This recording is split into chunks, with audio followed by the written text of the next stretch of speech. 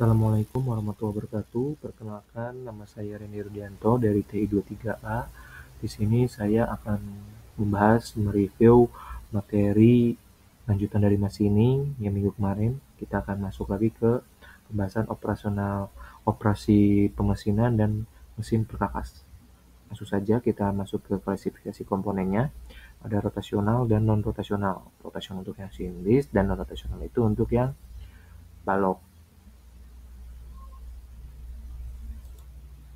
Nah, di sini juga kita bisa melihat juga ada beberapa macam bentuk turning ya, berbagai jenis macam juga.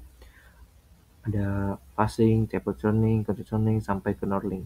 Terus juga ada form turning juga, terus proses drilling, broaching, dan lain sebagainya. Di sini juga ada trick cutting, on flat, dan slot milling. Kayak begitu.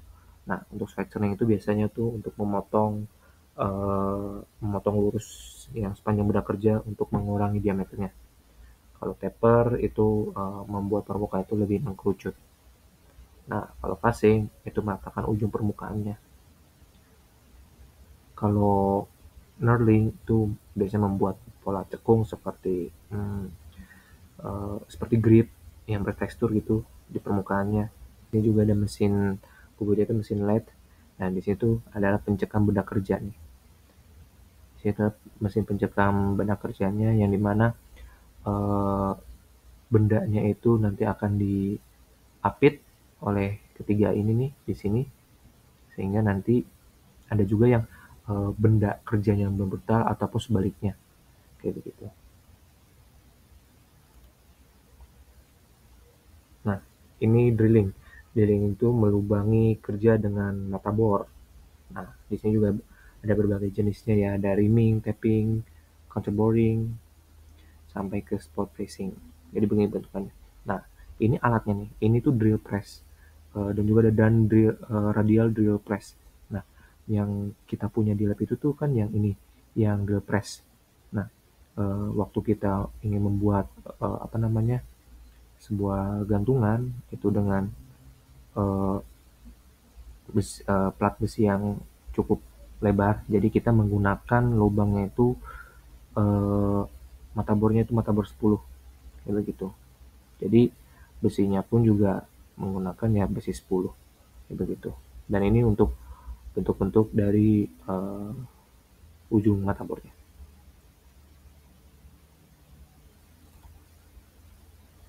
Nah, milling.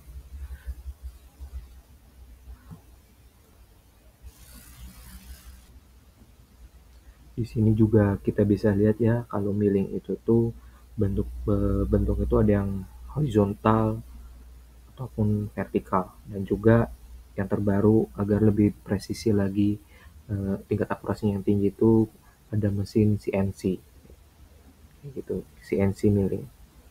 Di sini kita bisa lihat ya untuk ilustrasi bentuk dari cutter pemotongnya ini. Ini rotasinya dia berputar arah jarum jam. Untuk milling juga ada face milling, yaitu seperti kita tadi sempat singgung, untuk permukaan yang datar dengan cutternya itu berputar tegak ya, tegak lurus. Terus juga ada dari parallel milling juga, yaitu pemotongan di sisi benda kerja sejajar dengan sumbu cutternya. Strip milling yaitu untuk pembuatan bulir. Nah, di sini kita juga bisa lihat ada shaping, planing, broaching, dan sewing. Shaping itu kan scrap, proses pemesinan yang dimana pahat bergerak maju mundur, sementara benda kerjanya diam. Nah, untuk planning itu mirip sama shaping, cuma yang bergerak itu benda kerjanya, jadi terbaliknya. Jadi pahatnya diam. Nah, biasanya itu ciri khasnya itu dia tuh permukaannya tuh besar atau benda kerjanya besar.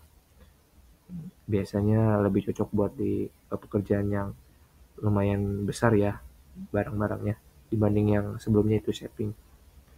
Nah, untuk broaching ini menggunakan alat khusus yaitu broach yang memiliki gigi yang bertingkat, dia tuh tiap giginya menghilangkan sedikit material. Nah, ciri khasnya itu cocok buat membuat lubang berbentuk khusus seperti spline, keyway, dan lain-lain. Terus untuk sawing. Nah, sawing ini proses pemotongan yang menggunakan mata gergaji untuk memisahkan benda kerja. Nah, contohnya itu kan ada benda saw yaitu gergaji berbentuk pita berputar. Kalau sirkular itu berbentuk cakram. Kalau hacksaw itu gerakannya maju mundur. Kayak gergaji tangan manual gitu loh. Nah, di sini juga kita bisa lihat